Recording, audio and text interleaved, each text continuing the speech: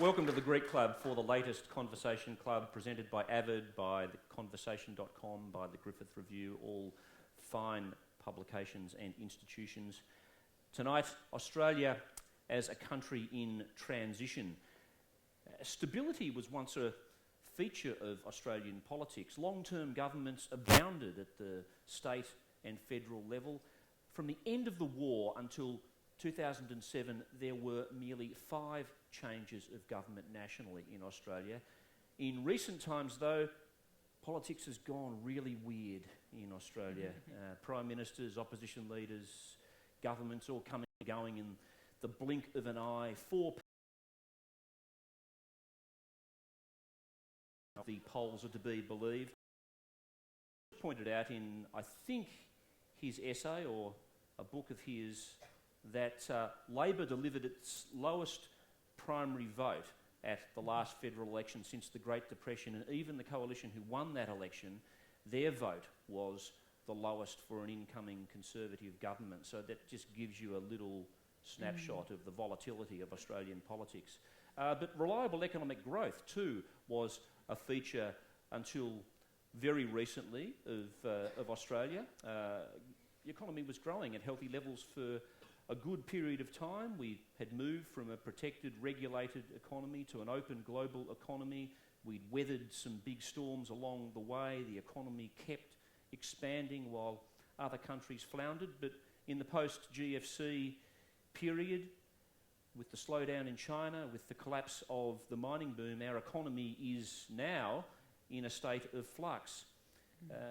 Look at Australia socially, a multicultural country, a successful multicultural country, more or less, where migrants and the children of migrants have reaped the benefits of a prosperous society. People want to come here. It's a socially cohesive country, but in the face of terrorism, in the face of anti-Islamic sentiment, growing inequality and uncontrolled global migration, how long will that last?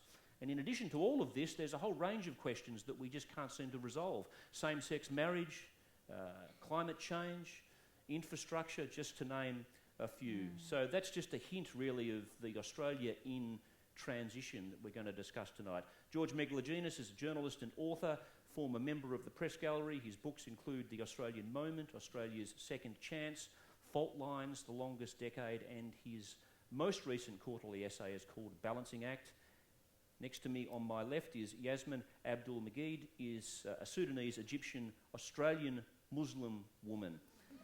She's a mechanical engineer who works on oil rigs. She's been named a young leader in the Fin Review and the Westpac Women of Influence Awards, and you can find out more about her in her tremendous new book, Yassmin's Story. And next to Yassmin is Anne Tiernan, Professor of Politics at Griffith. She's a political scientist who's also worked in government.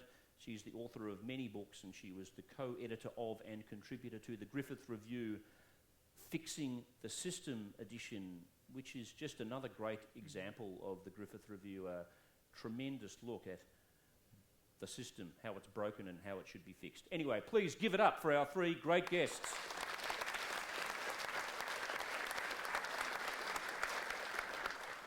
So, Anne, there's a lot of talk at the moment about the absence of effective political leadership in Australia. There's been the revolving door of leaders, a few that I just jotted down: Kevin Rudd, Julia Gillard, Tony Abbott, Campbell Newman, Dennis Napthine. They all came and went in a very short period of time. You think one reason why leadership and political parties are failing at the moment is because there's an inability to listen and learn from the past. Can you flesh that idea out for us a bit?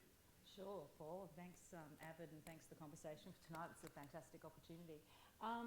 I think my essential thesis and the argument I make in the Griffith Review essay that I've just done is that we've got a problem of institutional memory, which is something that Laura Tingle kind of touched on in the quarterly essay that people might have read.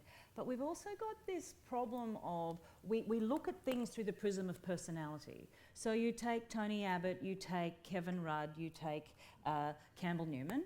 in this town. And people go, oh, extreme personality. Of course, that was why they had problems. You know, these are people who couldn't work with others, they couldn't keep their colleagues on side, they couldn't be told anything, and so on. But so my argument as a political scientist, and I've observed this for a long time, is that actually there's something more fundamental and structural going on. And it's something about just not being able to take on the experience and lessons of your predecessors. Now, and I think Abbott is the most confounding in this regard because John Howard was there, John Howard was available, John Howard who had a very unsuccessful first 2 years, apart from Port Arthur on this important anniversary, you know, which was probably his greatest achievement. But up until, you know, 98, really the government didn't work too well. But after that, he really got the rhythm, set the system working, and, you know, is really the last Prime Minister to have been able to run an effective administration in terms of policy and people and keeping your colleagues on side and so on.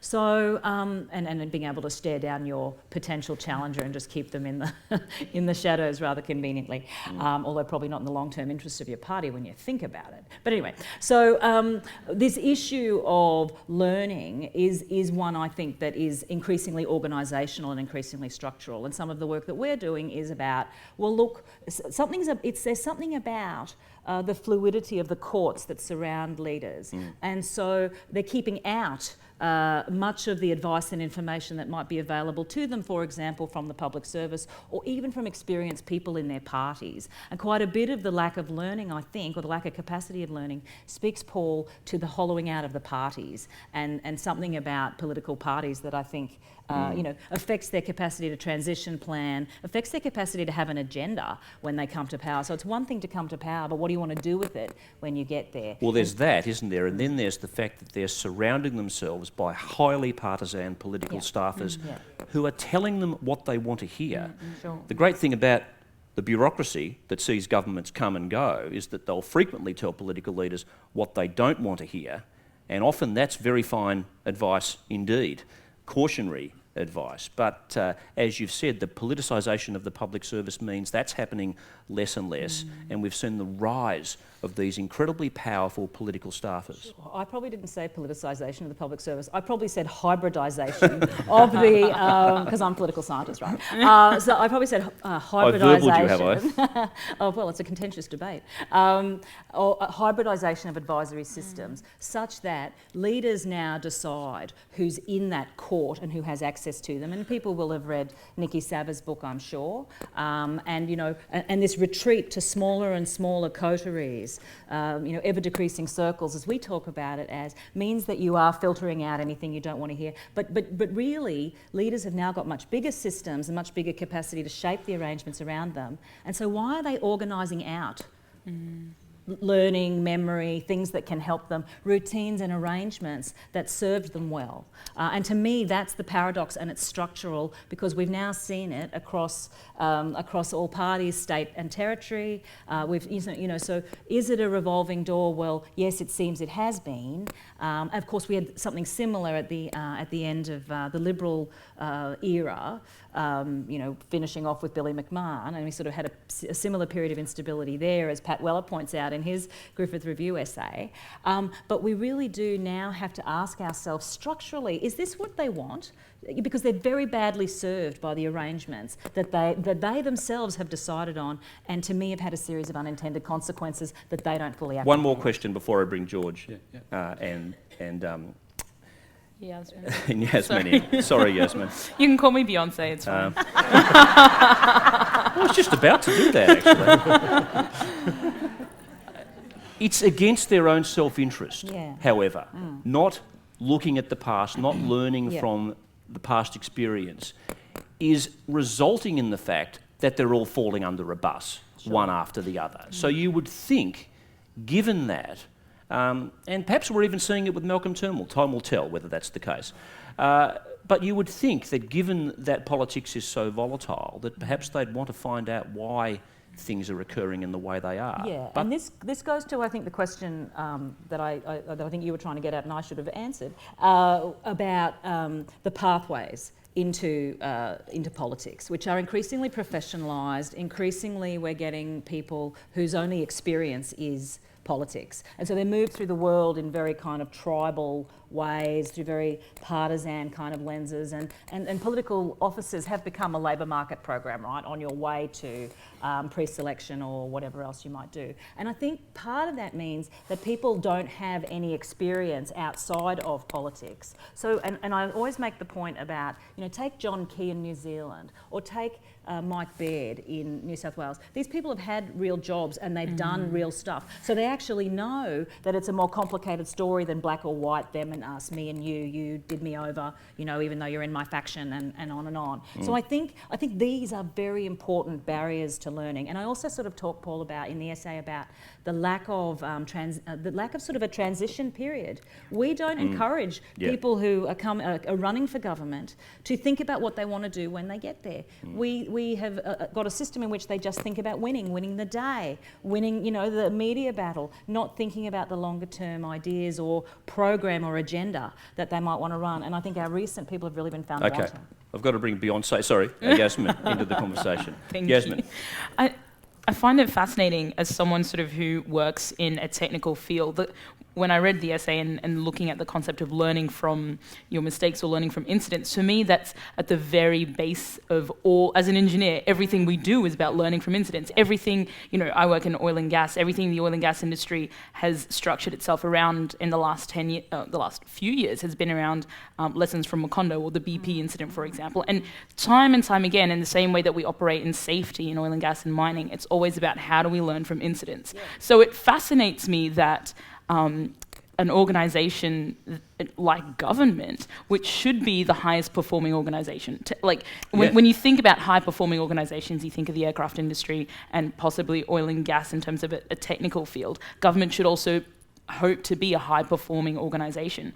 And the way high performing organisations go about business is completely separate to how government goes about business. And so for me, the question really was, well, where else in the world do governments learn well from incidents or from history, and how do we replicate that? And is what we're seeing simply a reflection of human desire to sort of not delay gratification? Like, are our governmental systems based on almost the same way that we look at junk food, right? We want that immediate gratification and not thinking about the long term. I kind of feel that the way our systems are set up, and I mean, democracy is the best that we've got, but what is there adjustments required within the way we operate? I really like the idea of, I think you mentioned in the United States how you get elected and there's a 3-month period for you to kind of get yourself into gear. Which could be a reprieve when you think about it later in the year. Yeah. Oh, God.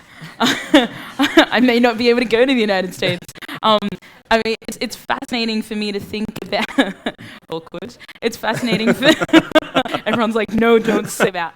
What structurally needs to change. And the other thing about the pathways into politics... most of the smart people I know, most of the people with the morals and the ethics my age, don't want a thing to do with politics. And that terrifies me. Okay, we'll come back to that. George, I know that you want to respond, and the question I'm going to ask you, and feel free to respond as well. And answer the question. Exactly. Cool. The question I was going to ask is, notwithstanding all of that, do we expect too much from our prime ministers? So I can connect the two. One of the most fascinating things in Anne's essay is the observation that with the passing of a Prime Minister, the entire memory around that particular Prime Ministership walks out the door with the staff. And one of the reasons Prime Ministers have put themselves in this position is that the public does expect, we still run a Westminster system, but essentially politics has been presidential since the Gulf War campaign of 1972. And this is no coincidence. That was the beginning of the Prime Minister's office, seeking independent advice in Goff's instance, and then that arm wrestle with the public service, which went straight through the Fraser period. There was I would argue, in the Hawke-Keating period, there was a bit of a nirvana because there was a bit of a balance between the political and the policy advice. And remember with Paul Keating... We call it a complementarity. That era was marked by a really close cooperative relationship. And bear in mind, when Paul Keating arrived at the Treasury, he said, okay, which one of you here has got a bright idea? I want to give it a run. So that's probably the last time that's happened, that a minister's gone to a department and said, let's let it rip. Well, he kept John Stone in the job for a considerable time. He kept him for a couple of years. Yes. But I think, and beginning with Howard, when John Howard sacked the six departmental secretaries to send the message to the public service that there was a new government in town, essentially taking the Whitlam sort of peeling off of the Band-Aid and then taking the scab off at the same time, opened a sore which I think whilst Howard was in, the system was trusted to Howard, he was still a child of the previous era. Yeah. And he also put people around him who understood how the machine worked. Yes. And he had his staff, actually, because he long-term government, but his staff, most of the key people in that office had been there for 10 years. Yeah. And in fact, it was the departure of a couple of them at the end of 2006, the beginning of 2006, the Howard government. Prime Minister's office are acquiring more power, partly because the public are projecting onto them and they're permitting the acquisition of power, but a lot of this power is self-defeating. And it is, especially now that you've got a technology shock as well, the attempt to try and control everything, try to control information, try to make sure the public service doesn't leak. I can tell you from my personal experience in the press gallery, you almost can pick the transition point where you ring an old contact in the public service and they go, Minister's office first, and then they'll get in touch with I beg your pardon. I'm only ringing on background. Anyway, there's been an attempt to control. Yeah. Rudd, obviously, people do look at the personality.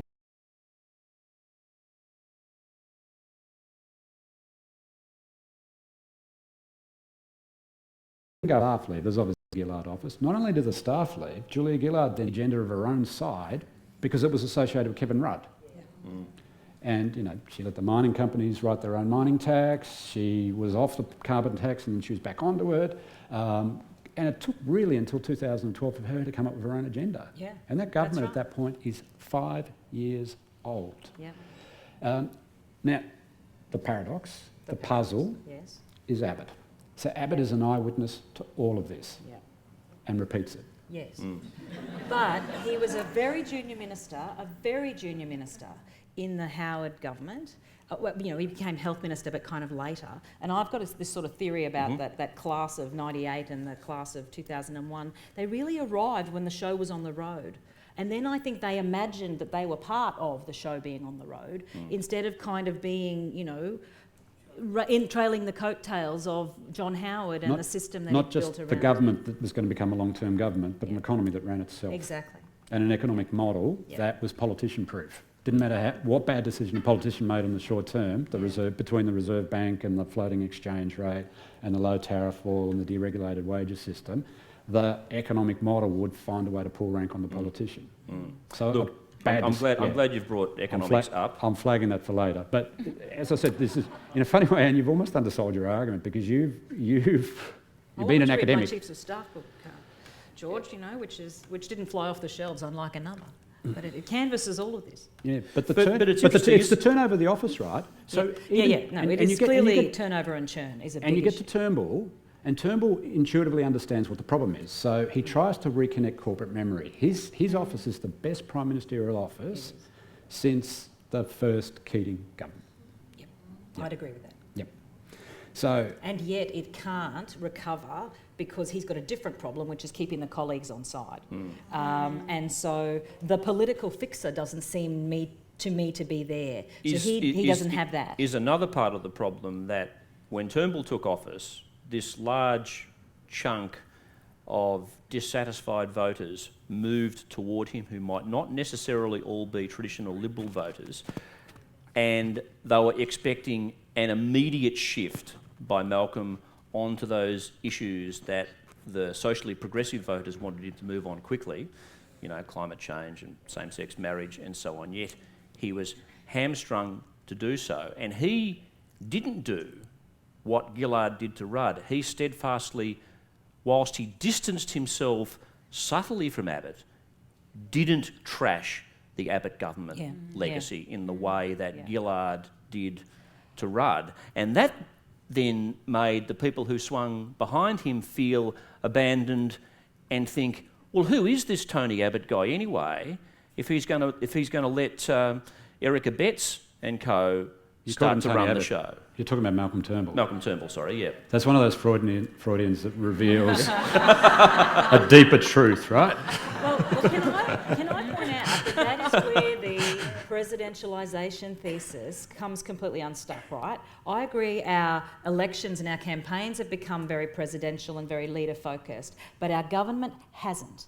Because the reason why Malcolm Turnbull is so constrained is because he's not a president, and he talks about himself not being a president. I'm leading a traditional cabinet government. That's funny, I don't remember National Security Committee ever leaking before. However, we'll put that to one side. And so he's got to work within the constraints of the support that he can maintain and marshal. You can see a bit of the same thing here with Anastasia Palaszczuk in Queensland. You've got to keep the colleagues on side. So actually, you're as powerful as other people will allow you to be. And Turnbull's problem is that everyone, after the 5 years before, projected their hopes and aspirations onto him, probably forgetting about his period in opposition as leader before and the Godwin-Gretsch matter and all those kinds of things that actually did raise issues about judgment and agenda control and lots of those other kind of issues. Actually, like Tony Abbott, Malcolm Turnbull's also another eyewitness. Yeah. So he had almost 6 years between losing the opposition leadership and reclaiming the prime ministership in his own name.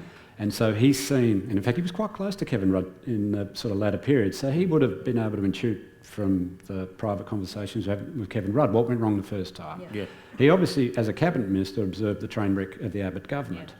And to come out the other end and not be able to seize it, even though he'd seized the leadership to Abbott, seize an agenda that could resonate. Let's hold that thought. I want to come back to Malcolm Turnbull Yeah. because there's still a question mark, I think, next to him at the moment. The jury is out. But we're having this conversation, Yassmin, you know, the three of us who are of a sort of vintage, I suppose, of people who find federal politics fascinating, but you're of a vintage of people that we're told have very little interest, actually, in politics, that young people find it hard to connect to the type of people that we've been talking about.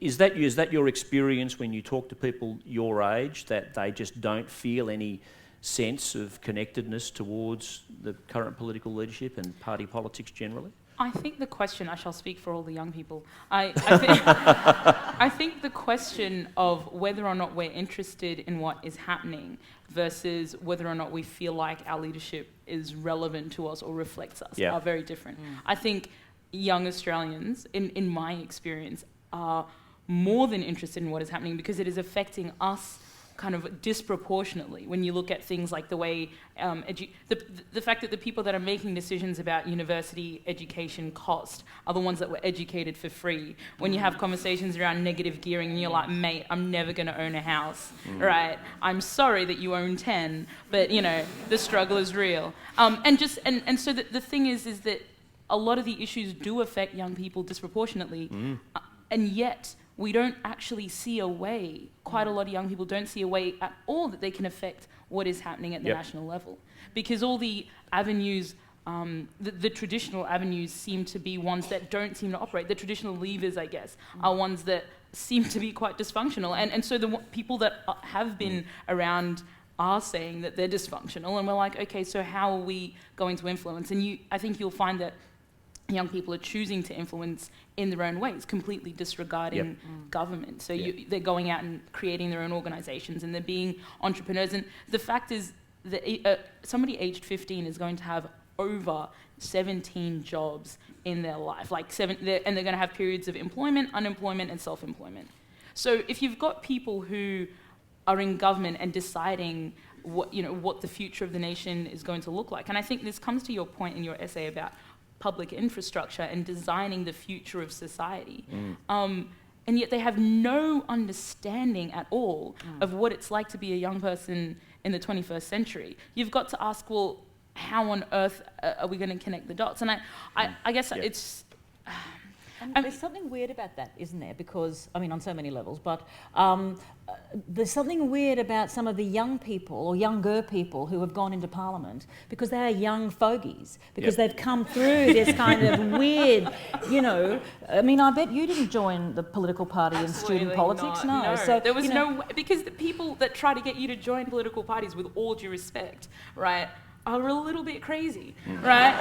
Like, with all due respect, and everyone I know avoids them on the path, right? Because they have an agenda and they have a thing that they want to do in life, and that's great. But it doesn't seem connected to how I live my life as a person who, is going to sort of try to impact society and get a job and do the traditional things, which is sort of, you are right, it's strange, because if I'm somebody that wants to have an impact in the world, and I have a bunch of friends that want to have an impact in the world, and yet the way that you're supposed to have an impact in the world through government is something that I don't even think about. What kind of people are ending up in government? This is another revelation tonight. So the university campuses in the last 10 years look like they did in the 80s, which was the beginning of this. Yep. Okay, so the Labor Club and the Liberal Club at Melbourne Uni in the early to mid-80s, they were exactly the people you wanted to avoid. And even the Trots weren't that interesting at that point. There's some generational flip that occurred around that time. Yep. And some of that was illegal here, assembling in those crowds too. Thinking back. But although at Melbourne Uni, no one turned up to any of their meetings. They all got seats very quickly. They were all at Monash in that hotbed of, whatever it was. No, you're thinking the 70s. I'm talking about the 80s when campus became very conservative. I was going to say, George, that one of the people that came through Melbourne University student politics, Labor politics, is Lindsay Tanner. Yeah. Probably the late 70s, I would guess. And I knew Lindsay in Melbourne in the early 80s, and I had an interesting chat with him when his latest book came out. After he'd left politics, he wrote a book. And I asked him, what does Labor philosophically stand for today? This is the party that ushered in the open global economy. Socialism was dead. Union membership and blue-collar work was going through the floor. The Greens had taken up the new issues, the new social issues. They'd taken up environmentalism. What was left for Labor? And what he said to me was that, well, firstly, he said that's an open question. But secondly, he said that the big debate for people on the Labor side of politics will always be, what is the role of government? The Conservatives will always be reluctant to get aggressively involved in the economy, whereas Labor is more likely, even given the fact that they opened up the economy, to do so. Now, I say all of that because in your essay, you make the point that now is the time, after this period of government taking their hands off the levers, now is the time for government to get back involved in the economy. Why should they do so, and what should they do? That's a good question. I'm not going to give you a 20-minute answer. One thing to think about is that the global financial system and this version of capitalism globally is stagnant, if not about to collapse. So more than half the world economy comprises the output of the United States, China and Europe. You're looking at, from the United States, that's sort of the most liberal version of the market. With China, you're looking at state-run capitalism, and with Europe, you're looking at the biggest example of the welfare state within a capitalist setting. None of those three systems, and it's interesting that those three systems have each had a version of the financial crisis to cope with over the last 10 years. None of those three systems have the answer. And so at the moment, whatever the 21st century model is, the three big guys haven't been able to come up with the answer. Within the Australian context, and because we're about to close on our 25th year of uninterrupted growth, and that is growth uninterrupted by a deep recession. There have been periods, there have been blips along the way, and our living standards have actually stalled in the last few years. Coming to the end of that 25-year period, you can pretty much cut that 25-year period up in about two sections. The first half of it was the payoffs from the 80s and early 90s reforms. Just at the point where you think we would have pretty much exhausted that bonus, spent that bonus, up comes the mining boom. And that was the beginning of the Australian political system closing its mind. When the mining boom came, people thought happy days would last forever. And the mining boom obviously kept us going for a few more years, and the model itself, the open model is essentially the four elements to it: low tariffs, floating dollar, interest rates set independently by the Reserve Bank, and a deregulated wage system. So if a miner got a pay rise, the rest of us didn't get what they got. So all those things combined whilst the economy was hot during the mining boom to keep the show on the road. But since our great escape from the GFC, and this is really since Europe went into its crisis in 2011, we've been dragged back to the field. So the IMF put it that our extended period of overachievement, an economic term, but basically We led the pack for a long time. Now we're back to where everyone else is. And we're in this muddle through period, and this is why I'm arguing that it's time to rethink the model. I want to add to the model. I don't want to break the old model, because you can't look at the past 25 years and say, it worked then, let's completely reinvent the wheel. You blow your country up if you try to rewrite it from scratch. The argument is pretty simple in a way. The 4 bits of the model are still working, but they're all exhausted, especially interest rates. Interest rates today, globally, are at their lowest level in 500 years. I'll translate that for you. The lowest level since the bubonic plague. Yes, they're Sharia compliant, right? Because we're not charging for credit. Exactly. It's awesome. Oh, so many There people used are to be. stressed out that they're Okay, using so the this Sharia is model. all right. I can afford to do this as a Greek, right? In the Greek club, you know, for centuries with all of these Jewish conspiracies, right? The great Muslim conspiracy is zero interest rates. They were right. We're taking over. Absolutely not. But the zero interest rate is actually, or in Japan's case, the negative interest rate is another warning sign that the system that took us basically from the 80s through to the Great Escape from the GFC is spent. So you need to add something to it. And my argument, pretty simply, is to re-engage the government in the economy. That doesn't mean intervention. I use the phrase augmenting the model. The addition of a 5th arm to the model, which is an active government. Which is basically a program of nation building. A government doing things that the market clearly can't do anymore. Okay, so the things, a couple of obvious things in our lives that the market is hopeless at. When we deregulated, the theory was, you know, capital would move from the unproductive sectors that were protected by government to the deregulated sectors which were going to thrive. Actually, a lot of our footloose capital has gone into property.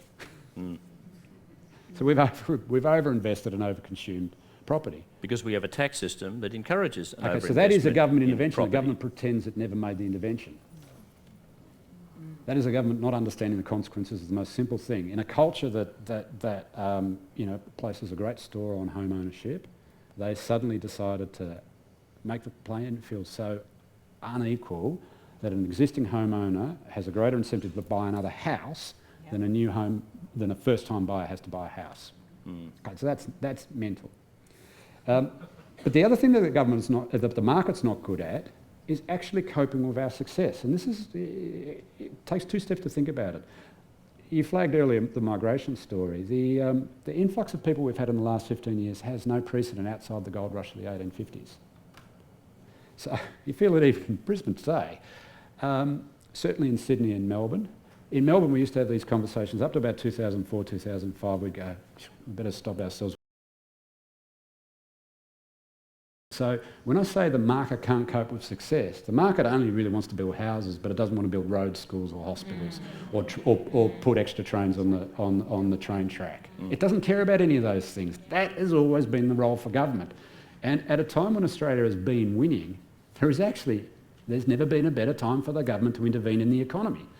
Malcolm Turnbull, weirdly, has flagged this stuff, but hasn't been able to act on it. And maybe I need to now hand over to my panellists. I probably said too much. I've probably taken too much of the time. But that's really where we're sort of brought to a position where a lot of people understand the government needs to go back in, but that doesn't know how to do it. And so this comes back to the nexus of the advisory system, okay? So it's no accident that the policy designs and the policy ideas that really drove that period of prosperity and the reforms, you know, George, that you've documented so well, that was about a long-term vision, public servants who were really well informed, but also working with a number of political advisors who were real issues experts, who were not, you know, fixers, for want of a better word, you know, and media managers and crisis managers.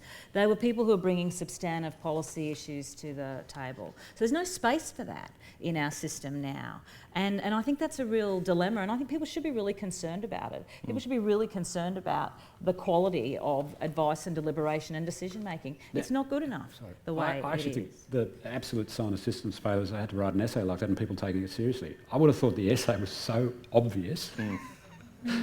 There was a point when I was writing, I was thinking, hang on, everybody knows this, don't they? But it turns out to be a revelation for a lot of people because people don't think that way anymore. Well, because it's been a heresy to say that the government should play some role. That's been, you know, it's almost a heresy in sort of the economic orthodoxy. So, Yassmin, what do you think we should be investing in? You know, people talk about infrastructure and obviously, you know, education, schools, universities.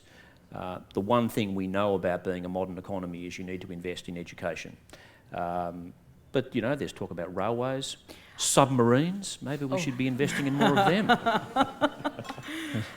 The submarine. It's actually... It's It's a sore point up here, I'll bet. what I find quite interesting about looking at the role of government in the economy is the kind of question then about where the space is for this concept of being visionary. And if you've got people really interested in issues, they can then choose to think about things in a more visionary way. Because when I was reading the essay, George, about sort of public infrastructure, and we should invest in public infrastructure because we've got all these buildings and people don't have roads to be able to get from all of these buildings to wherever they need to work. And then my initial thought was, for me, public infrastructure isn't necessarily about how we've traditionally done work and facilitating that. And it builds into this question of what is the future of work and what is the future of cities? Because the future of work and the way that we're designing cities is very different to even 20 or 30 or 50 years ago. So public infrastructure for me is very high-speed internet. It's the Sydney Harbour Bridge of internet when people were, only needing one lane. It is looking at designing spaces for people to collaborate and designing or investing in things like social enterprise because that's what people care about. So it's public infrastructure in a different way. And I think when it comes to issues-minded thinking, part of the problem that I see is that the investment isn't being made in where we need to be. And I know that I kind of bang on about a lack of sort of visionary thinking. I mean, if you ask, it seems obvious to me because I spend my time thinking about this stuff. I spend my time thinking about, well, what kind of work am I going to be doing in 20 years' time? If we're interested in gender equality, shouldn't we be redesigning how, and Annabel Crabb wrote this great book about how we have to redesign work completely because society is completely different now to when, the 1950s when there was a wife at home to do work. But we're talking about this stuff in civil society and the space for that change to occur is in government, but it isn't being translated. And I guess my question for the more experienced people is, how do we make that change? How do we incentivize people who care and think about this stuff to maybe it's go back into government or to force government to be able to intervene? Because you're right, the market doesn't care about anything but making money at the end of the day. Well, the big question is, how do we pay for it? Okay, interest rates are low, so the cost of borrowing is almost zero. But we've got this big debt, George, and we keep getting told that this debt is a worry, the deficit is a problem. You're an independent journalist. You shouldn't take political jargon that literally. You do not have a debt problem in Australia. In fact, the world is throwing money at us. It wants us to borrow to spend. And in fact, believe it or not, even though there's a financial crisis, there's still a lot of money in the world. And most people are now handing their money over to governments and saying to governments, look, I can't put it anywhere else because I can't take a risk anywhere else because private enterprise is not willing to reward my investment in them. And I'm talking about the world's savers and the big institutions. They're actually asking governments, because interest rates are so low, they're asking government to reinvest it.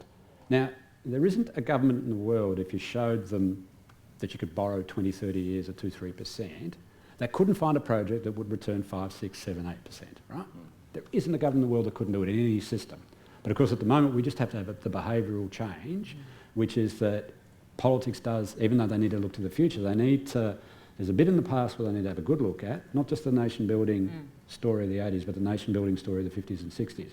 When I talk about coping with success, one of the reasons why I sort of begin with physical infrastructure, but I'm trying to guide the debate much further than that, is we do have a population story we have to cope with. And as soon as you put government back in, not the economy, the society where it belongs, right? As soon as you put them back in there, then the debate can start properly. I'll just give you very, very... Can I ask you though, George, can we trust government to invest that money wisely? No, but the cost of not doing it is actually greater than the cost of... why wouldn't they build sporting fields in marginal electorates or roads to no one nowhere? Votes for them anyway. So you're flagging before, how is the system, how are the people sending messages to the system? Yeah. Flipping governments and prime ministers is a distress signal from real Australia, right? And I think the 2014-15 budget it was an absolute signal to the political class that they had offended a fundamental value of Australian politics, which is inclusion and horizontal equity. And it intrigues me that lesson hasn't been... blew out, notwithstanding. And you didn't keep your promises and whatever.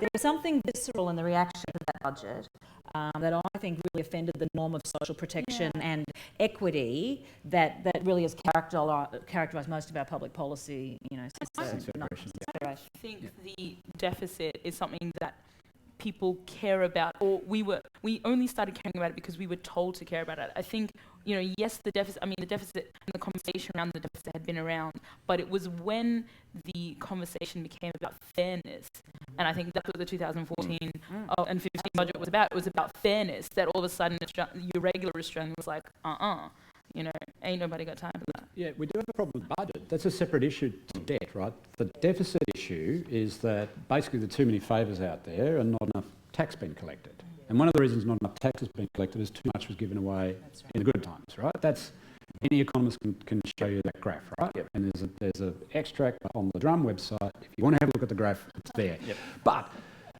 that's the separate question of how does a government use the once in a 500-year debt cycle, the opportunity to borrow cheaply and reinvest with not a guaranteed return, but with the option of a return. That's a separate issue. So getting the budget under control, I don't have a problem with that debate as long as it's the burden is shared fairly.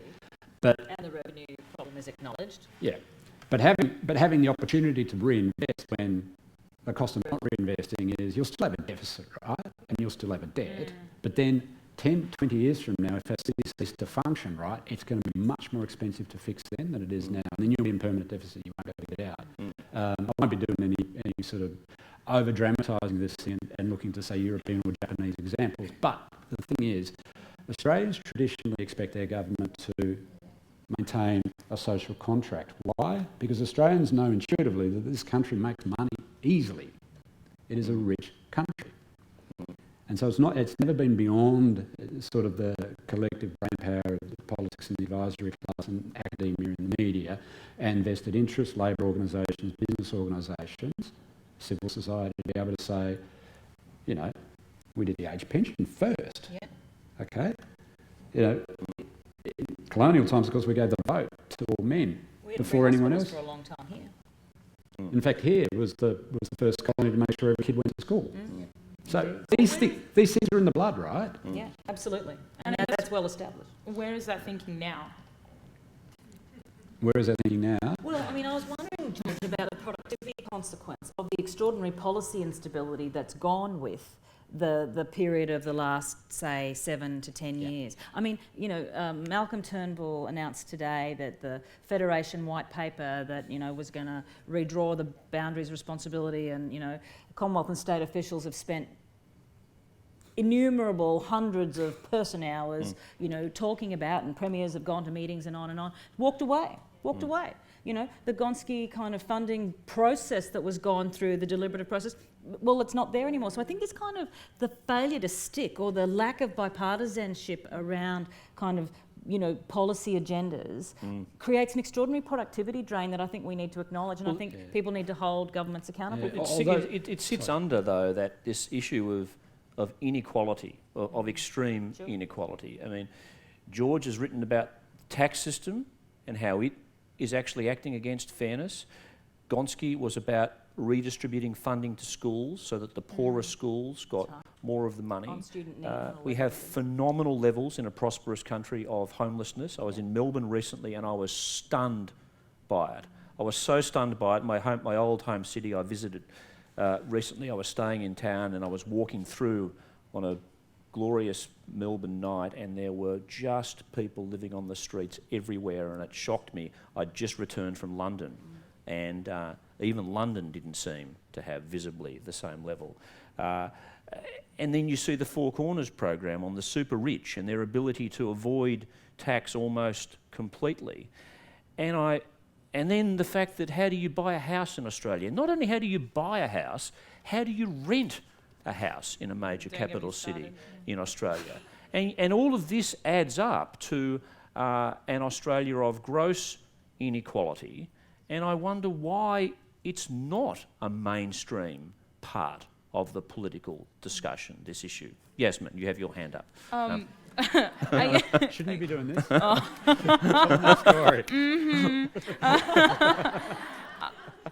Because look at our parliament. because the people in our parliament are not reflective of who we are now, and because they're rolling up the red carpet behind them. And we talk about the history that we're really proud of, and that's great, but that doesn't reflect the and I know I sound really pessimistic, and I'll get onto my I Love Australia piece in a minute, but I guess there's this sense that a generation is rolling up the benefits, because I think about the fact that in 20, 30 years' time, the aged care, burden on society is going to be enormous. I think about the fact that there is an increased casualisation of my generation, and so where are people going to get the skills that they can depend on for a long period of time? And I think about the fact that I don't see anyone that looks vaguely like me, and not because I have an awesome sense of style, but because that represents my experience at all. Yeah. In Parliament. And yes, that's slowly changing, and yes, parties are sort of like, well, we would love to have your opinion involved, but at the end of the day, those people actually don't understand what it's like to be living as a person at the other end of the spectrum. Yeah. And I don't think it's irrelevant in this period that we're talking about that state parliaments have been marginalised in the way that they have, and that a lot of the centralisation has gone to Canberra in terms of decision making, because the systems that touch your everyday life are actually run by state governments who who are closer. And I'm not saying they don't have their eccentricities or their limitations, but it's much harder for them to get away from accounting to the citizenry about, health, hospitals, schools, these other services. But in the real world, Yassmin, in the real world, I mean the non-parliamentary world, there are many people that look like you, actually, Indeed. on the streets. Yeah. I mean, it's not at all unusual to see all manner of cultures represented on the streets of our, especially capital cities, which I know best. And I think what you're saying is that we're not seeing that represented in our parliament. I guess there's a couple of kind of themes. One is the when I talk about diversity, I talk about diversity a lot. And for me, it's not about, for me, diversity is about reflecting our diverse reality, right? It's the fact that we can't make, so the problems that we face in society broadly today across the board, and there was a great quote that they are complex, not complicated. So there was a time where problems were complicated, and it would be, like a ladder, you would have to go this step, this step, this step, solved. Whereas now they're more like a web, right? And so you've got a whole bunch of intersections in order to fix any of the issues. It's not solely a technical or solely a social or solely an economic issue. And so in order to deal with that, and in order to reflect the fact that we need truly global solutions, you have to have a different sets of minds at the table. You have to have different sets of experiences. You can't have a parliament, or even, it's not just parliament, it's all our positions of influence. We look at boards, we look at government, we look at where the pools of money and influence are, and they're held by a group of people that all know each other. And someone like yourself brings a different lived experience to the table. I mean, I've been reading your book. You Thank you. are one of the first Sudanese families to arrive in Brisbane. You grew up in the shadow of 9/11. You're 10 when the Twin Towers come down. You've written of the challenges of growing up in that environment in a country like Australia, strongly allied to the United States. Here we are today, 15 years down the track. ISIS is the new enemy. There is all manner of unfortunate attitudes expressed towards those people of Middle Eastern descent in a country like Australia. And I wonder how you see that impacting on what's previously been a successful multicultural nation. Are you seeing some of that cohesion fraying at the edges? It's interesting times. I think I often tell people that sort of ask about what it's like to be a Muslim in the West, that for me and for so many young Muslims growing up in the West, there's a pre and post 9/11 life. Pre 9/11, we were brown people that dressed funny. Post 9/11, we were the face of the mortal enemy, right? And that is and I say it like that, and it sounds dramatic, but in reality, that's what it was. I became someone who represented a whole bunch of things I didn't even know that I represented, simply by the fact that I chose to dress a certain way or the fact that I chose to believe a certain thing. A lot of that, in Australia, we are uniquely positioned because a lot of the hatred comes from ignorance. There isn't the same deep-rooted hatred that there is in Europe and the same kind of complex issues that the United States has. So we have a unique opportunity in Australia to be the ones at the front, to sort of say, and I think Canada is a great example of this. Justin Trudeau. Holla. For now. I mean, it's interesting, right? We'll see if the shine wears off. But I guess I feel that we are at a precipice, right?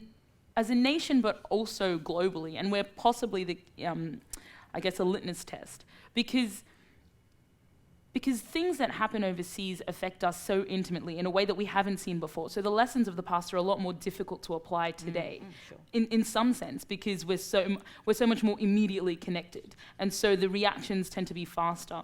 And I look at the fact that there are a whole generation of young Muslims in Australia who were born, in the early 2000s or just before 9/11, who don't know what it's like to have been accepted in this country. They don't know what it's like. At least I got a decade of feeling like I belonged here without question.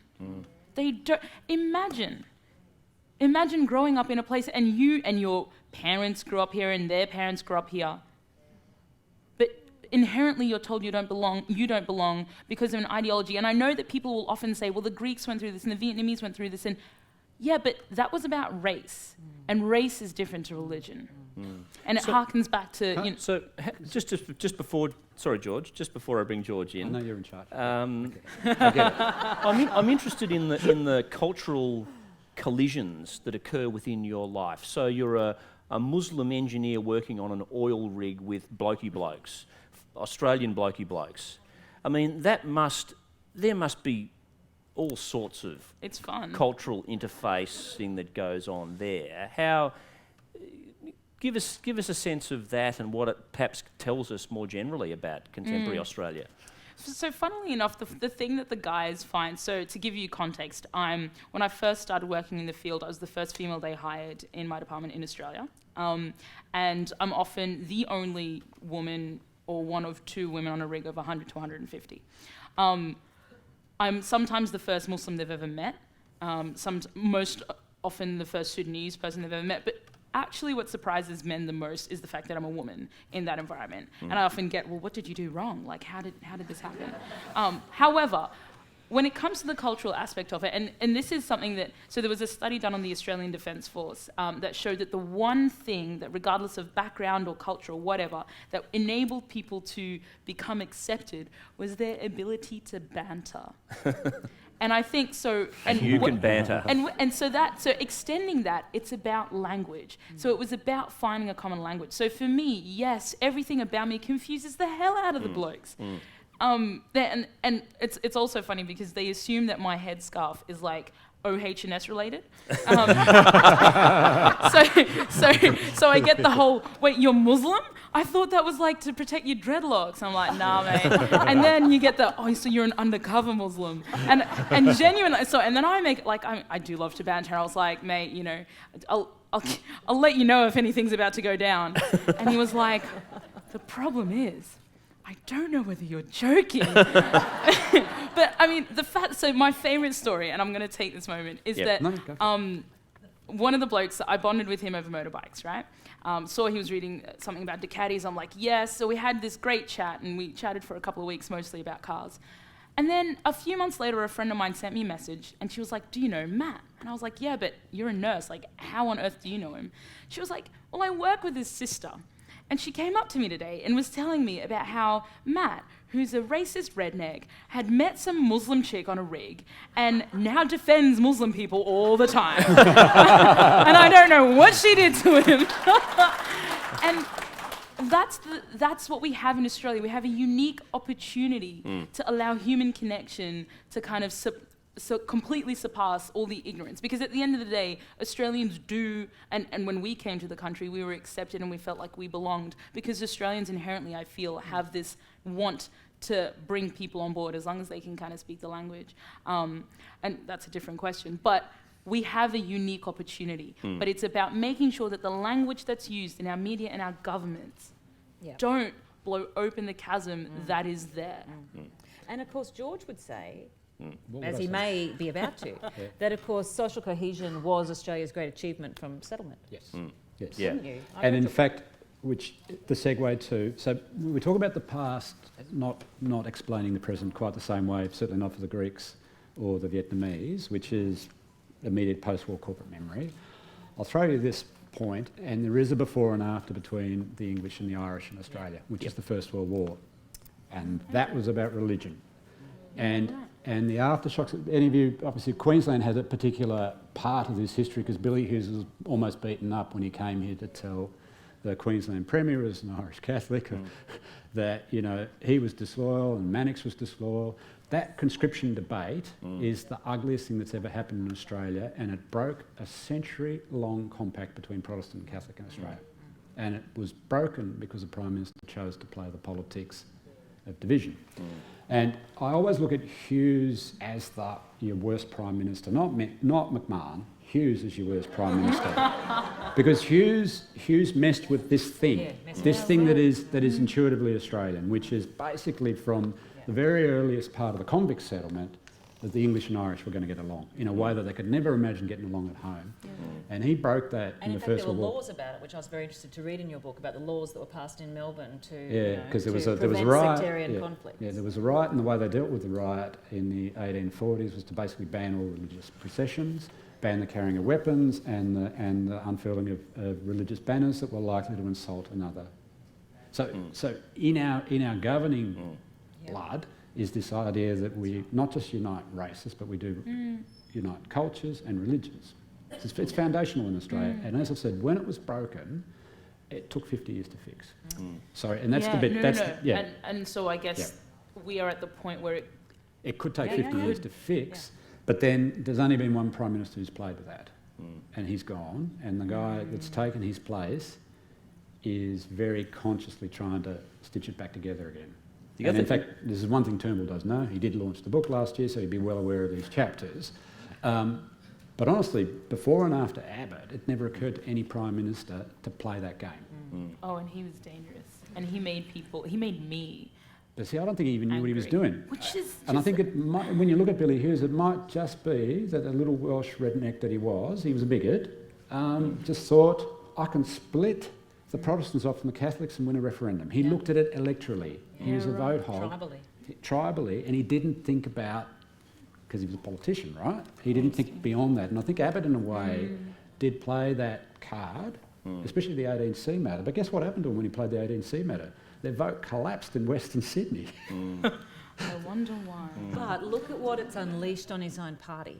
Look at that block that, you know, Turnbull is now struggling to take with him. But this is the point. This is the point of the history of the referendum, which is quite important from the First World War. It took decades to pull it back together. Once you play that card, it's almost impossible to pretend it never happened. You wrote in one of your books, I can't remember which one, you spoke about Generation W, this generation where Australian women had become better educated than men, and the Australian-born children of migrants significantly were better educated than the peers. locals were. It's actually got me thinking, ever since I started thinking about Australia in that way, about contemporary Australia and what some of the roots of misogyny and sexism and maybe bigotry is. And so, of course, as that group rises, educated women, educated migrants, another group falls, blue-collar white men, I suppose, which is where you see a lot of the bigotry and racism reside. Is there any sort of connection between the two, George? And in fact, put my thesis to one side, because I asked Julia Gillard about this at the documentary Making Australia Great. We didn't use this section of film because there was I couldn't find a spot to fit it in. Television is actually quite a tricky narrative structure, much trickier than a book. I have subsequently published the quote. She made the point that as Prime Minister, and she was one of these early versions of Generation W, she said part of the backlash against her was the reminder to older men who used to sit on the middle rung of the income ladder that it was no longer their country. And there's men of a particular age, her peers in a way, men couldn't stand her in a certain cohort. And in fact, once the misogyny was kind of unleashed, once it became permissible it wasn't permissible, but Alan Jones sort of got away with it, and Tony Abbott got away with it. Once people started saying these things about her in the focus groups, and this goes back to this other point about if someone plays the card, you will hear it come back, and it will come back. It's almost like a politician has given permission to the darker side of the... But every society's got these things, and I think let's not get carried away. Australia can manage these things better than pretty much anyone in the world. I think it goes back to your point about the potential to be able to demonstrate the better version of this globalised, multi-ethnic, multi-religious, and most of us aren't religious in Australia. This is the other part of it. It was one of the reasons why we may be able to mediate it better. But in America, you'd think it's a bit of an issue. Yeah, the consequence of not managing it, the consequence of allowing huge inequality to grow up, of the elites just being so out of touch, is what we're seeing right now in the primary race in the US. And I was so Gillard's concluding point was her 70s, 80s and 90s self couldn't have predicted her Prime Minister self would still be paying for her success in the 70s, 80s and 90s. And she says these things can take a generation or more to wash through. And so she was getting echoes of the past, echoes of her rise as a working woman. And of course, remember, it's not just about men who feel that they've been overtaken by women in the workforce, which they had, and which is also code for other people who are not like them. She was also not the traditional carer, mother, role model. So her place... her place was the top tree. Like, she shouldn't have to know her place. She was the Prime Minister. But there was a significant portion of the population and elements of the media and certainly the opposition knew it was there, and rather than saying, I'm not going to have this fight, they decided to have it. Now, I'll give you the sort of the other end of the conscription Protestant v Catholic story. The first Catholic leader of the Federal Labor Party is Jim Scullin. His opponent is Stanley Bruce, who replaced Billy Hughes as Prime Minister. Guess what? Bruce did not play the Catholic card against Scullin. And for a country that in 1916-17 was about to break apart on a religious question, by 1929 elects its first Catholic Prime Minister. Okay.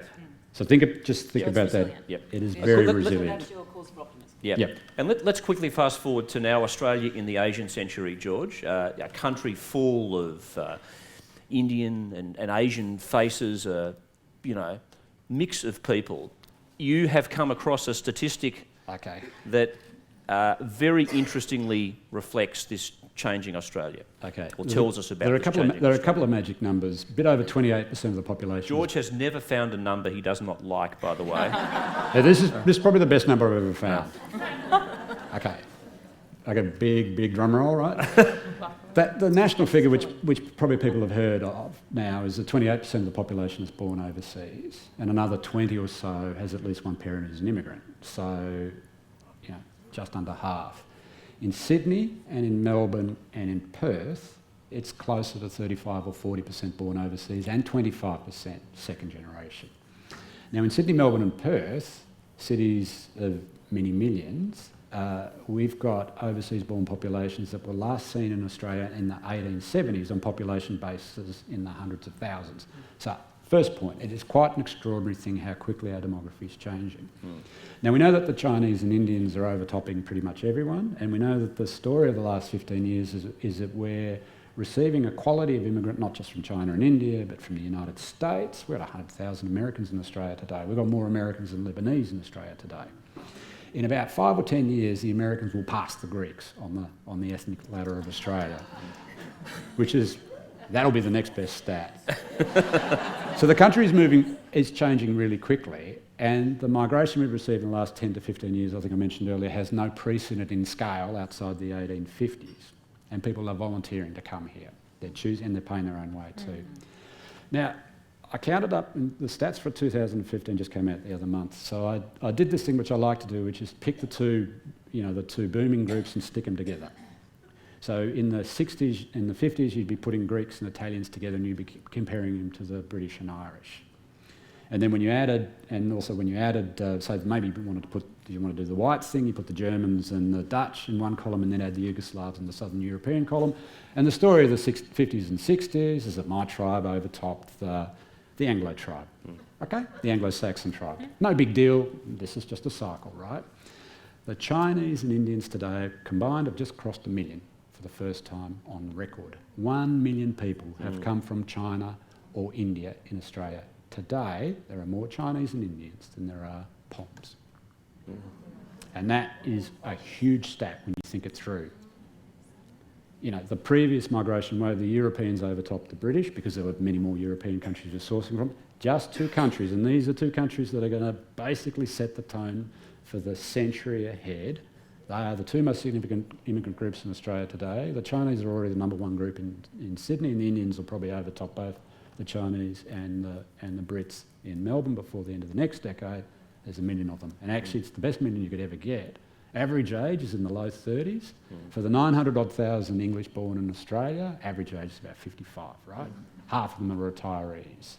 No disrespect, but the energy is with the Chinese and Indians. We're actually creating, right before our very eyes, the world's first rich Eurasian nation. And I'm quite optimistic about it in the long run, but you know, I'm realist in the short term. I don't think we're coping with the consequences of that population growth. Well, there it is. That is the Australia in transition right there. That's where I'm going to have to leave my part of the discussion, even though I'd love to keep talking to them because there's so much to talk about. But it's your turn now to join in the conversation. Fiona, I think, do you have the microphone? I'm going to have to hand the mic over to Fiona, get some questions from you. I'll let Fiona decide how long this part of the conversation goes for. Let it rip. We're over time, aren't we?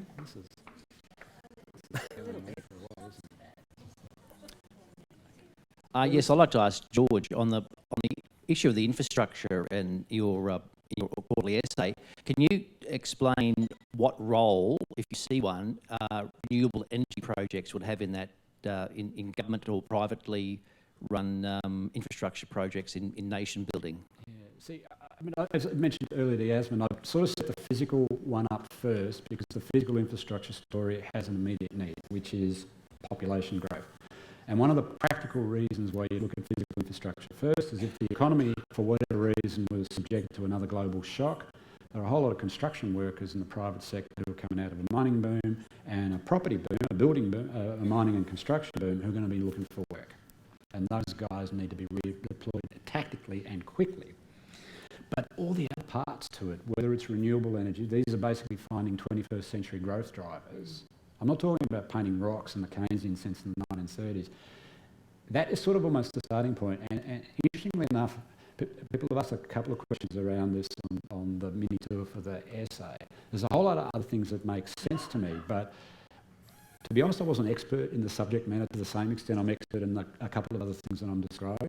I think it took enough energy to figure out that the model was exhausted. But I think this is exactly the point. That would be an example of where you must look. And if the evidence says go there and the government needs to tilt the playing field, i.e. basically take the subsidy off fossil fuels, go there. And if the rest of the world is already going there, by the way, think about this. In the past, we used to, when we had the chip on the shoulder as a country, if the world did something, we'd go, yes, let's do it now. On a couple of things, and this is why I think the chip on the shoulder is now doing another thing to Australia, we don't feel like the world has anything to teach us. And we're a bit grumpy about decisions we've made that are clearly bets that were fine for a couple of years that are not good bets in the long run. And I think on energy, that is definitely the case. So I'll just leave it there. Yassmin. Yes, your point is spot on, but it's not something I've engaged in enough detail to be able to write about. I'll make a quick comment. I think so deeply interested in energy. I think energy is the engineering/social problem of our generation, and we live in a world where Australia can look at energy, but all conversations around energy are hugely global. And so what is interesting is that there is global political will and public will now for society to move to new energy, sustainable energy, renewable energy. And I think that's awesome. However, where we lack depth and we lack critical analysis in what the transition looks like. And I think that is where a country like Australia has huge potential, and we can be world leaders in this. We have, the huge number of educated people, we have the space to do really interesting things, and we have minds to do to analyze. But really globally, and this is something that I find interesting, because the big oil and gas companies and the companies and countries that are invested in in the current system are slow to move, right? But they are realizing that things are changing in a way that, and if you look at the way that the commodity prices are at the moment, that it's happening in a way that nobody knows what's going to happen. People can't predict where it's coming up, and people have always said, it's going to come up, it's going to come up. Well, maybe this time it won't. Maybe this time it's a complete shift. But we have to figure out what that transition looks like and how we're going to do it in a way that is fair to the 1.3 billion people in the world that don't have access to electricity, in a way that is fair to the rest of the globe, because we can no longer say, well, we are going to industrialise on cheap fuel. Just a thought. Okay, next question. It's been a very interesting talk. I was just sort of rewinding right back to the beginning when we were talking about disengagement of young voters. As a whingy millennial myself, I think there's something quite interesting going on where we don't think that politicians are necessarily representative of us in life experience, but I think they are in economic conditions, in the sense that we don't feel like we're very settled anywhere. We don't keep jobs. For instance, as you said, Yassmin, I can't remember, 17 jobs or something you said. We don't own homes, so we don't have this sort of place to put down our roots and so on. A lot of people live, excuse me, in share houses, into their 30s even. I know people around here, particularly a certain councillor who's just been elected who lives in a share house. Is that right? Yeah. I was just, so what I think is we sort of see politics as just another job, just another profession. You work at Subway, you volunteer at a branch office, and then eventually... Become a staffer, go and... Exactly. Yeah. But, so we see politics as this sort of neurosis, I know a lot of people who are really into Game of Thrones, but aren't that into politics. There's an argument to be made about, the relationship between the two. But it's weird. People say, "Oh no, I'm not into politics," in the same way that they might say, "I'm really into Game of Thrones." And I think it's also weird. I think it's a bit weirder to say you're into politics than Game of Thrones, right? So it's this real neurotic sort of obsession. I think we don't see politicians as necessarily people who just have a stable job. We see them as just going from one job to another. This one is a job that aligns with their obsessions, but it's just another job. So I was wondering, just quickly, a case in point of this is probably Scott Ludlam, who being a millennial also I think is absolutely wonderful. But he's got this totally different perception, because people say, he DJs, and he does graphic design work, when obviously all politicians have more than that skill. What I want to ask is there a way to overcome this perception, particularly using institutional memory or whether I was wondering where you were going, actually. Yeah, I know. Institutional memory, okay, yeah. I was wondering, or is it just sort of an effect of the economic conditions that can't be overcome? Okay, so can I take it quickly? One of the interesting things about the alleged lack of engagement is that turning up to vote for a political party for the rest of your life, that people view that as political engagement. That's not political engagement. No. People don't vote that way. People vote strategically now, and we've got more swingers than we have tribal voters. Literally, the parties themselves can't combine to be able to tell you that we have a collection of lifetime voters who are greater than half the population. They don't have that, and they know that.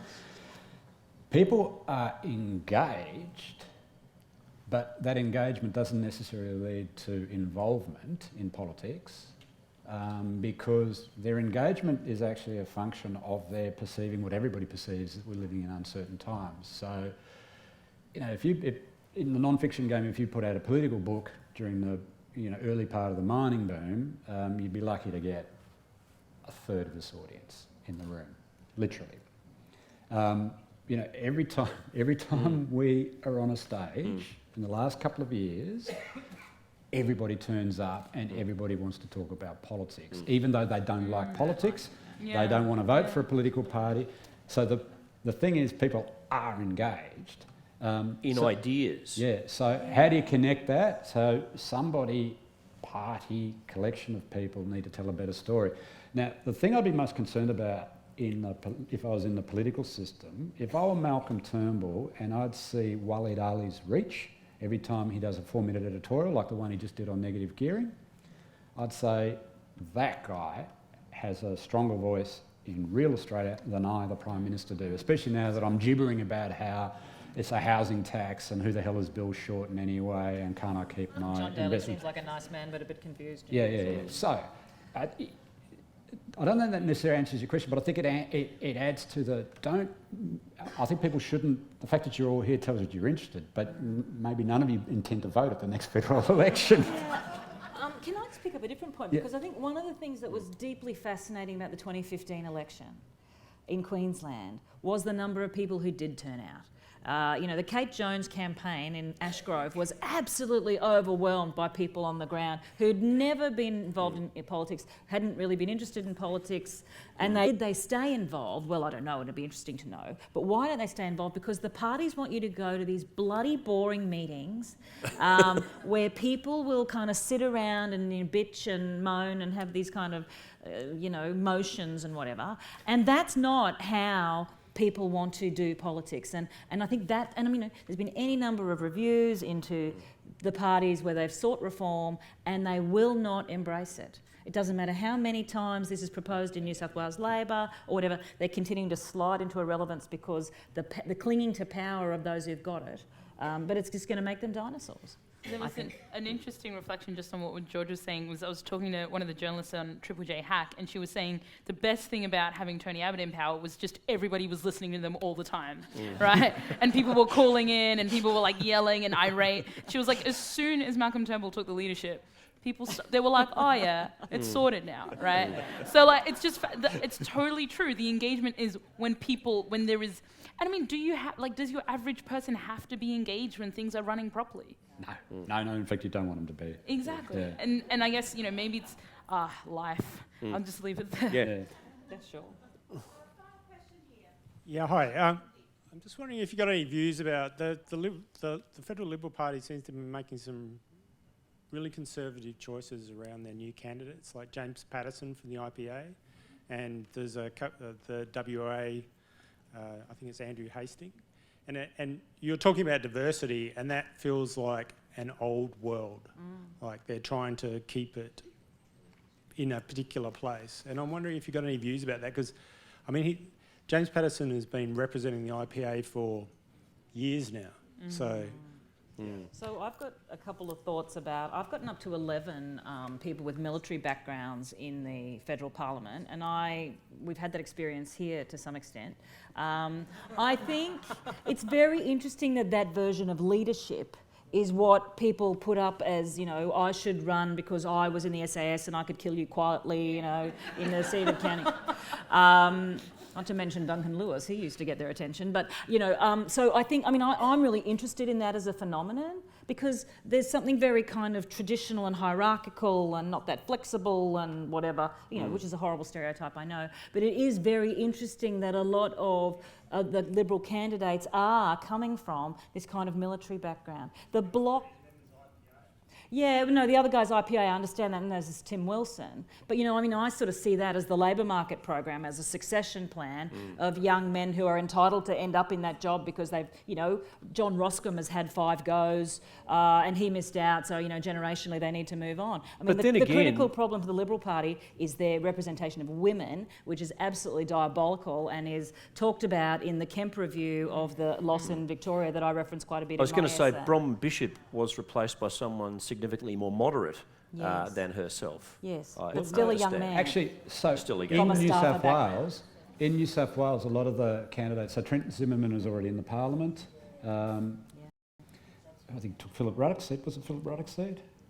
Anyway. Yes. No, actually Philip's still in the parliament. No, he took somebody else's seat. But in the New South Wales Parliament, which is the Turnbull Sinodinos forces, have actually got a lot of... Hockey seat. Yeah, it was hockey seats, sorry, Wasn't yeah. there A something? lot of moderates have turned up. And Malcolm Farr made this point on Insiders the other week that with Bronwyn Bishop going and being replaced by a moderate, that Tony Abbott is the holdout in that part of Sydney as a Conservative. Now, I know we say politics is not representative, but in Sydney, a lot of those seats are now lining up with the values of Liberal voters. One of the reasons why it's happening in Sydney for the Liberal Party is that they've already seen what happened in Victoria, is that the Greens took a seat off the Liberals at the last state election in Victoria, and the Greens are coming from the Liberals in the inner cities of Melbourne and Sydney just as quickly as they're coming for Labor. And one of the reasons they can do that in a compulsory preferential system, all they need to do is finish second, the other side runs dead, and they go over the top. That's why you're seeing a change there. Can I tell you what I think is a real sleeper Actually, here in Queensland? No, I'm going to cut you off, actually, Oh, okay. because Peter Grester's got a question, and I wanted to make sure that Peter had time to ask the question before Fiona came and guillotined dragged the you event. Okay. Sorry about that. You can get mad at me over dinner later on. Thank you very much. It's been an extraordinary conversation. George, I wanted to pick you up on something you said a good deal, quite a way back, when you were talking about the structure of the system, the design of the system. Because it seems to me, and as we've been listening to the conversation, I've come back to the same thought, that we're dealing with an analogue system trying to function in a digital world. It's almost as if we've taken a system that was designed around the time of the Model T Ford and bolted on an air conditioning system and a stereo and a spoiler and this fancy new body to make it look really sexy. But fundamentally, it's a system that just cannot cope with the way society works. And I'm particularly interested as a journalist, obviously, in the way that the feedback loops work around social media. Now, again, Yassmin, you were talking about how the way that the grown-ups that are in charge of the business don't understand because they were never part of they don't live in the world that you live in any longer. And yet we're also talking about the way that the learning systems don't seem to work. But it also seems to me that those two ideas are incompatible. It's hard to learn from a system that no longer applies any longer. Yeah, so you're looking at a complex, detribalised, very interesting real world with a political system that is centralising power in an individual who's almost guaranteed to be hated, even after a couple of months. So one thing, I'll sort of reach into Australian culture. Australians they like their governments. Quite obedient people relative to the rest of the world. They don't have this American thing about worrying that the government's going to do stuff to them. The fact that we were able to take guns off our population has something to do with that innate obedience. And it does go back to colonial times. It's really deep in the DNA. But we've always hated the governor, so we've always hated the leader. We expect the government to do everything for us, but we almost reserve the right to hate. And with the exception of Gillard being a guy at the top.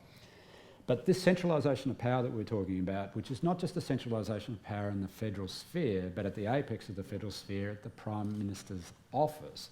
So all the other collaborative inputs have been sort of sidelined, and the governor at the top of the pile is not only hated but has no effective power. No. And this is the thing to think through. They've actually acquired control over less. Yeah. Now, the 21st century story, especially as the population becomes bigger and more diverse, and bits of Australia that start to not look like one another in a very significant way. So most of the Chinese and Indians live in Melbourne and Sydney. 80% of the Chinese and Indians in Australia live in Melbourne and Sydney. Queensland draws most of its immigrant energy from the Pacific, while WA takes it from the mother country, from Britain and from South Africa. In that world, to make government, which Australians love, work, you actually have to devolve power. Yep. Now, first instinct is, why would you give it to state governments? Well, you probably should get rid of the state governments. That was our constitutional design, George. Yeah, I understand our constitutional design, but we need almost to get back to... So if I were Turnbull, I would actually go to all the state premiers and say, what have you been working on? Okay, find me a Labor and find me a Liberal, and we'll co-author something, we'll do something.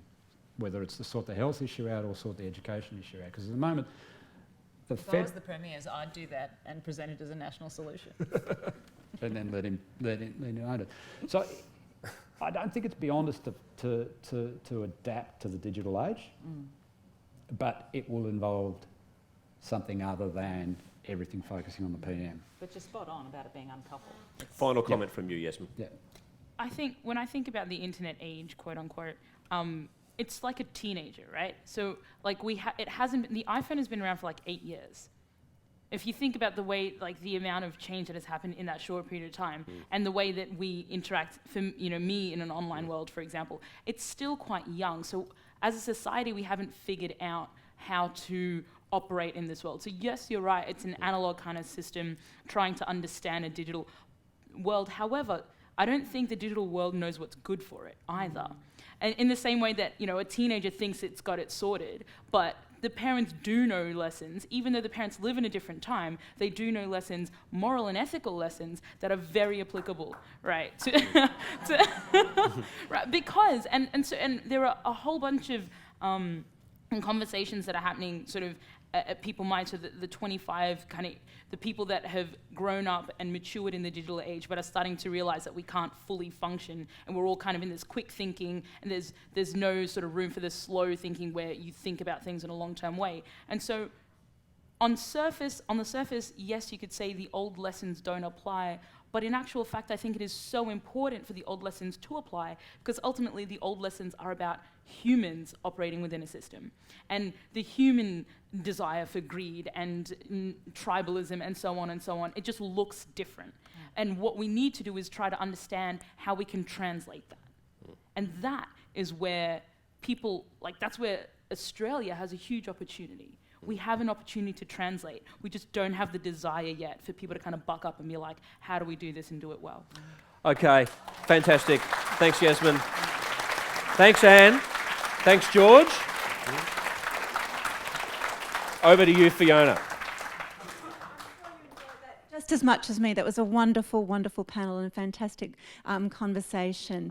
Now, if you'd like to continue with these ideas, we do have all of their books for sale. We've got George's book, The Australian Moment, Australia's Second Chance. We've got the Griffith Review that Anne was involved in, and we also have Yassmin's wonderful memoir. And if you think Yassmin's fantastic, you should meet her mother, Fazer, and you can do that by reading her wonderful book. And I really recommend that for all ages. So if you've got a young person in your life, Yassmin's book is just fantastic. Now it's my chance to thank people involved. We need to thank Steve, our sound engineer. Hugh and Ashley, who have been live streaming us, and I do apologise for walking in front of the cameras a couple of times. I'd like to thank the Conversation Club and conversation.com and also the Griffith Review. A special thank you to Paul Barclay for a really wonderful conversation. Thank you all panellists.